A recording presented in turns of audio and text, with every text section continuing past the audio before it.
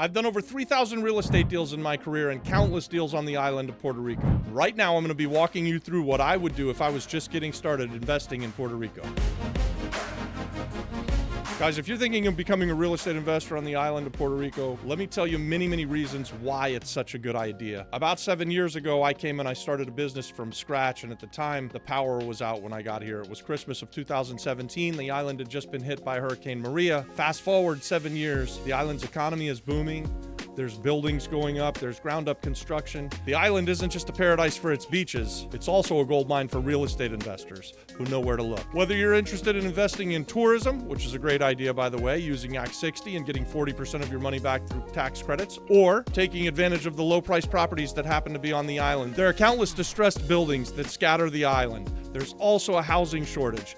That combination is a winning combination for a real estate investor, superhero like you, someone who can come into the island, who can solve problems, who can take these vacant, distressed, and abandoned buildings and turn them into housing for the local population, long-term rental, stable income. This is a beautiful path to victory for real estate investors, guys. And you're helping out the local population. You're helping out the economy. You do so much good by coming in and finding these opportunities and fixing them up for long-term housing. There are so many reasons why you want to be investing on the island of Puerto Rico, and I'm going to highlight a few of them. One, there's a tourism boom. The island has decided that it wants to increase the GDP from about 6% of the total GDP through tourism up to almost 20% of the GDP. And if real estate investors will invest in this way, through Act 60, you can get up to 40% tax credits back. So that's spectacular. And if you want to invest that way, we've got tons of content on that. Subscribe to the channel and go check out some of our other long-form content. The next thing that I want to talk about is that properties cost less here on the island than they do pretty much wherever you're from, if you're from the mainland USA, so that you can have your money go further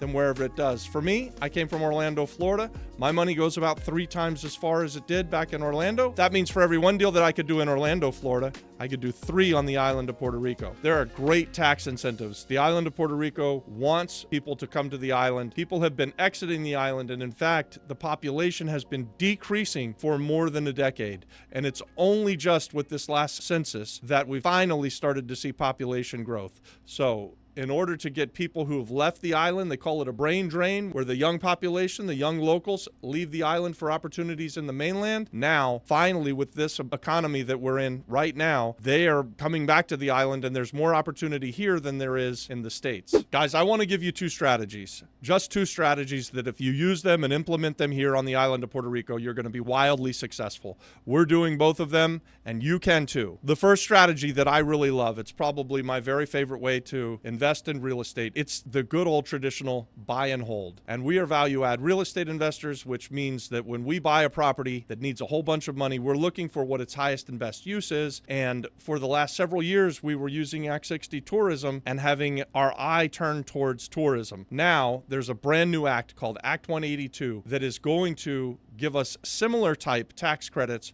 but we're able to invest in those properties with the eye towards long-term housing. What does that mean? That means that if we take a property that's vacant and distressed and not in use, and we would have put it as a 7-unit guest house, we now can put it as a 7-unit apartment complex and rent it out long-term. And rather than having to jump through all of the hoops to be a hotel or a guest house, we can just set it up to be long-term housing. I believe that this does a couple of things. It gives you stable income, number 1, but number 2, I think that it helps more people on the island of Puerto Rico. There is a 250,000 housing shortage island-wide, and this is something that's been in existence ever since Hurricane Maria.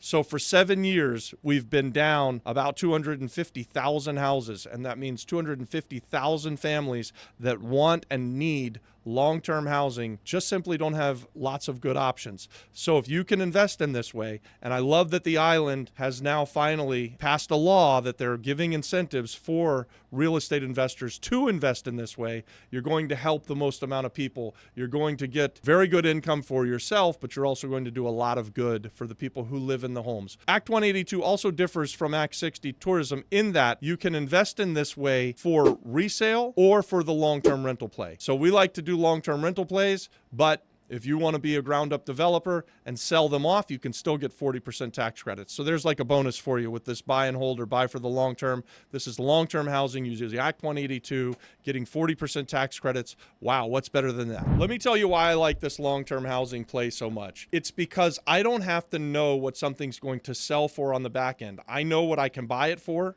when it's a distressed building, and I can buy it really well. It's got a very, very bad use. It's just sitting there being abandoned and not in use, making no money for anybody. So I get to buy it really, really cheap. And then I can figure out what it's going to cost me to renovate it. I can buy it, I can renovate it, and then I can back into what I want to make as a return on investment. So I can figure out if I'm going to have a 7-unit apartment building, what are those 7 units going to rent for, and how much money am I going to have in the purchase and the renovation. If the purchase and renovation cash on cash return is good enough that I'm happy with the investment, I really don't even need to know what the comps are. Why do I like this so much? It's because on the island of Puerto Rico, the data is so difficult to get. But it's always easy to do the third grade math and figure out I've bought something for $50,000 and I've renovated it for another $50,000. Now I know I've got $100,000 in it and I can rent it out and get a net cash on cash return of 20% a year or $20,000 per year in rents. That's a great deal. That's a 20% cash on cash return. That's what we look for when we're doing the long-term rental play. When we find that, we know that we're safe to buy it. We may be buying it with tons of equity. We may be buying it with no equity at all. It doesn't really matter to us because what's important is that we're going to get our money back in about 5 years. And anytime we can do that on a long-term rental play, we're all in on it, baby. We want to do that. We want to do more of that. In fact, we've been very successful doing that for the last several years. And now with Act 182, they're going to give us 40% tax credits. So we're going to even get a better deal than we were getting before. Let me tell you about Act 182 just a little bit, because the deal I just described for $100,000 probably isn't something that you should try and cram into an Act 182. You want to do the bigger deals. In fact, you probably want to be doing those $700,000 or $800,000, $900,000 or $1 million investments in order to jump through all of the hoops. Just because the island is offering you tax credits doesn't mean that it's easy to get them, and it doesn't mean that they're automatic. You have to follow their rules, you have to jump through all of their hoops, and there's a cost to doing that. And there's a lot of work that goes into doing that. So what we've discovered through our investment strategy on the island, when we want to get those tax credits, in the past it was through tourism, and now in the future it'll be through Act 182, we need to do bigger projects. If we're not doing a big enough project, it just simply isn't worth the time and effort that goes into it. You're better off just doing it and not jumping through all of the hoops and taking all of the brain damage of hitting your head against the wall to deal with the island of Puerto Rico's government, because that is difficult. But they are still very friendly to real estate investors. I'm kind of talking out of both sides of my mouth. I'm just telling you where we're at and the experience that we've had. We've done some smaller deals where we were trying to get tax credits and actually did get tax credits. And at the end of the day, we look at ourselves and go, man, was it worth it? I don't know. So from now on, we're doing the bigger deals with the tax credits, and we're doing the smaller deals just straight up cash on cash plays. Here's some of the things I love about the buy and hold method as a real estate investor. The steady income that you get once you've done the value add and you get the place rented out. Now you can kind of set it and forget it. This is a very, very easy managed business to get your arms wrapped around. This is certainly not rocket surgery, and it's not difficult stuff.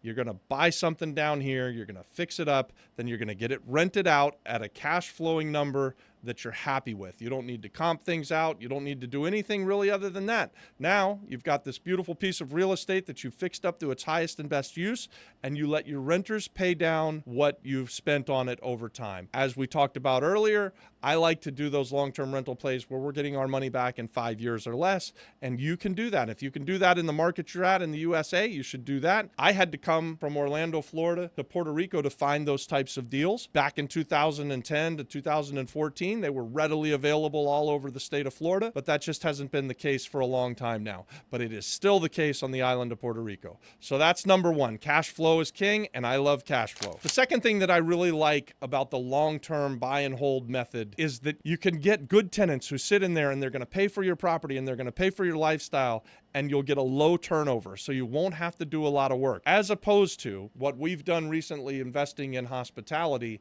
they're in and out every single night. So you have to renovate to a better level. You have to do much, much more management.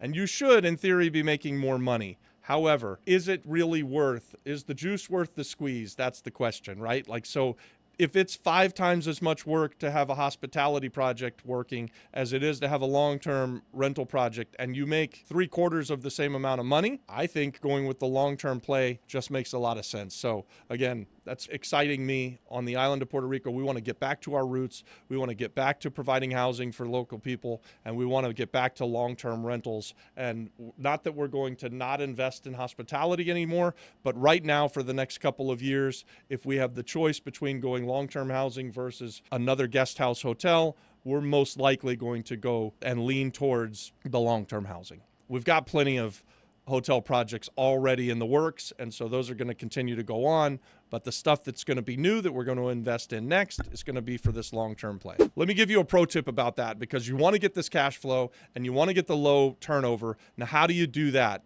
One of the things that you're going to need to do, and this is your pro tip, is screen your tenants really, really well. So if you don't screen your tenants really, really well, then you're going to have that turnover. You're going to have evictions. You're going to have people that don't pay, and that becomes a pain in the ass. That causes people to become tired landlords. We don't want you to do that. So spend the extra time early when you're renting the stuff out so that you screen your tenants well, so that they come in at a really good, fair market rate rent, and they stay with you for 5, 6, 8 years, maybe even longer sometimes. The next thing I like about this strategy is that you have predictable expenses. You can budget for, maybe 3 to 5% of repairs per year. That should be more than enough on a regular rental house, especially if you've done a value add investment and you've already fixed everything, like you've done brand new plumbing and you've got brand new electric and you've got all brand new doors and windows and toilets and light fixtures. You really shouldn't have any problems, especially on the island of Puerto Rico, where these properties,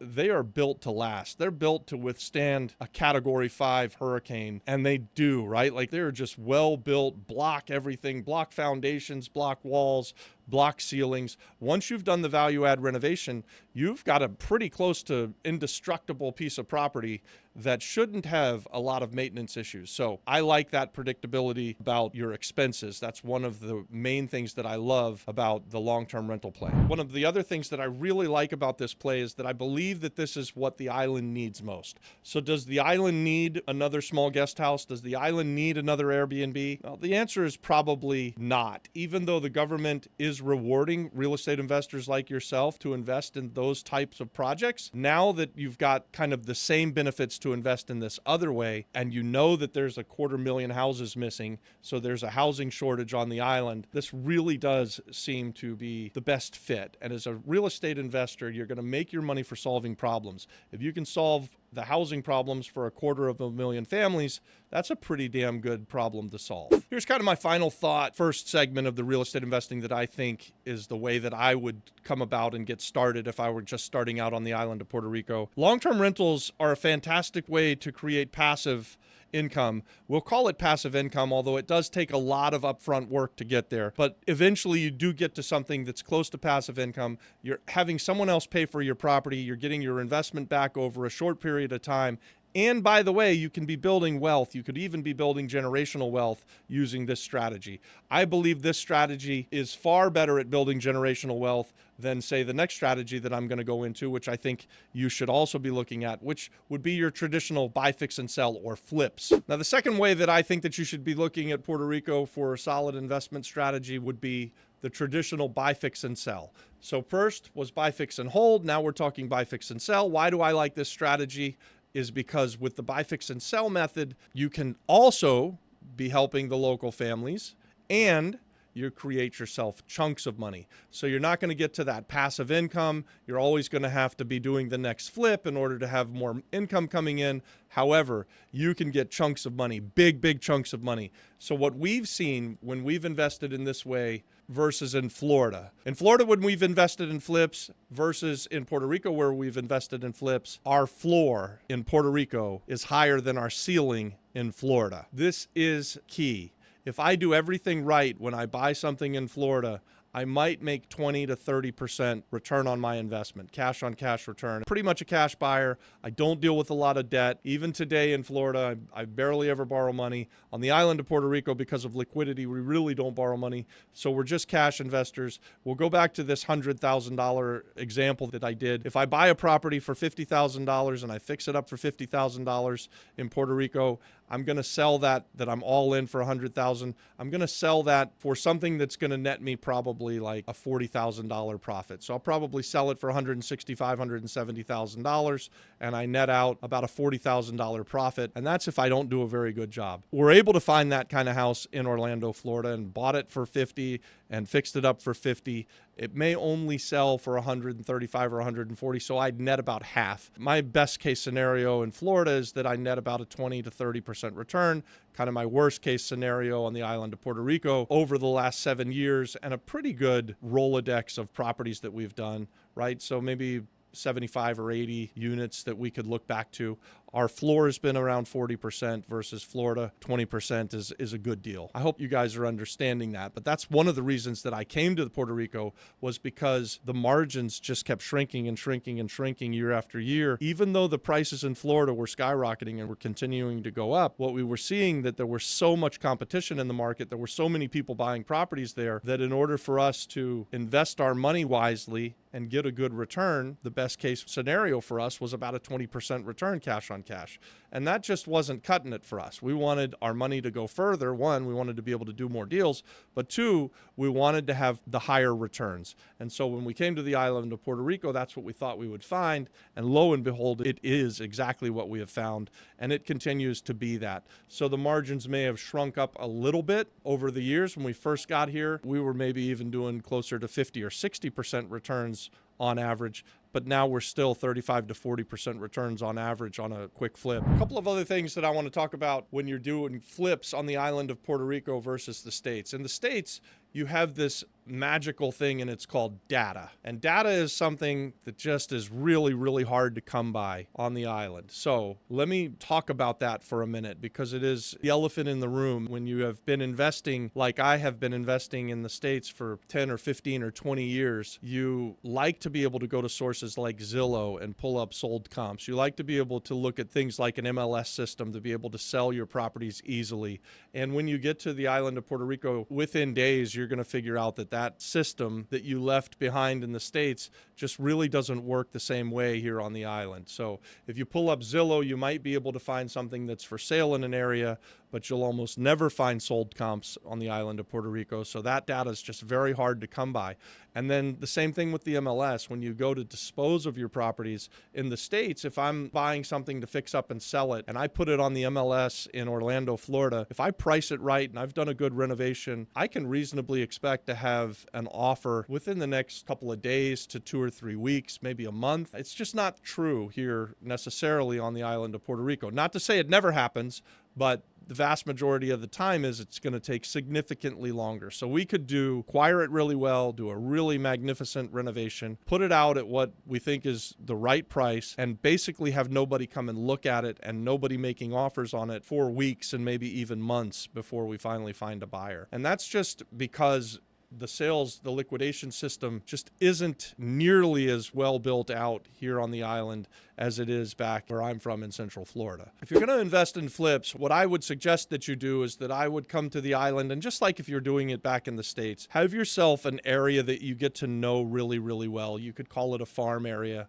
I like to do it where I live. So for me, over the last few years, that's been the San Juan metro area. That's where we've lived. We now have moved west on the island, and that's going to allow us to start to farm a completely different area. But over the last almost 7 years, while we've lived in the San Juan metro area, we've primarily invested in the San Juan metro area, especially when we were investing in flips. Why? Because that was the area that I knew the best. That was the area that I was driving in every single day and calling on everything that was for sale and trying to put together, what do things cost? What do renovations cost? What do things sell for when you're done? By sticking to the area that you know best, you give yourself the best chance to be successful. So that's what we've done. That's what we encourage you to do. Here's one thing that I will tell you. It's a pro tip for Puerto Rico. It doesn't matter if you are in a working class neighborhood or a high-end gated community, even a community as high-end as like Dorado Beach East. Almost every neighborhood that I've been in on the island, whether it was that beautiful upper-end gated community or just working class communities, you're going to see nice houses mixed in with houses that have been long forgotten and that are sitting there and getting distressed and destroyed. I lived in a neighborhood called Vista Mar Marina for many, many years when I first came to the island. And even to this day, if you drive through that neighborhood, you're going to have many houses that are selling for $1 to $3 million. And you're still going to see houses that are just sitting there, that are abandoned, that are destroyed, that keep getting worse and worse. In fact, there's a house in the Vistamar Marina that was what brought me into the neighborhood that's been sitting there, to my knowledge, for over 15 years, completely destroyed and vacant and distressed. And because I was looking at it, I happened to find a house that I then lived in for a long time. It's still there, though, is my point. It doesn't matter if it's a great neighborhood or just a working class neighborhood.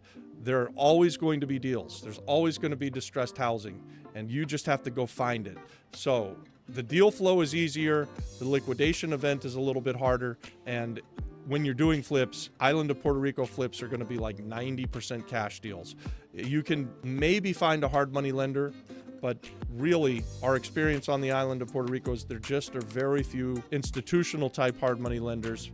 Whereas you contrast that with the States, money is really easy to come by in the States. Money's a lot harder, or liquidity is much more difficult on the island of Puerto Rico. Hey guys, not only do I think that these two strategies are the way that I would start, but if you can learn how to do these two strategies, you don't ever have to do anything else. So you can always be buying, fixing, and holding real estate for passive income and wealth building. And you can always be buying and fixing and selling real estate to create chunks of money. These two strategies, they're tried and true, and they'll work for you in every kind of market. Whether the market is really good and everything's selling way up here and you have to buy it higher, or the market is really bad and you're buying it really cheap and you're fixing them up, keeping them for that cash flow. So these two strategies are always going to work in every single market. If I was starting out, I'd use these two methods. This is what I would learn. This is what I would get good at. And I would do this again and again and again. If you like that, subscribe to our channel. We put it out there, guys. We tell you what we do. We talk about how we do it, and we even tell you why. So if you like value add real estate investing, you're going to love our channel. Welcome to the community. Give this video a thumbs up. Obviously, subscribe to the channel. We'll see you on the next one. Watch this video next.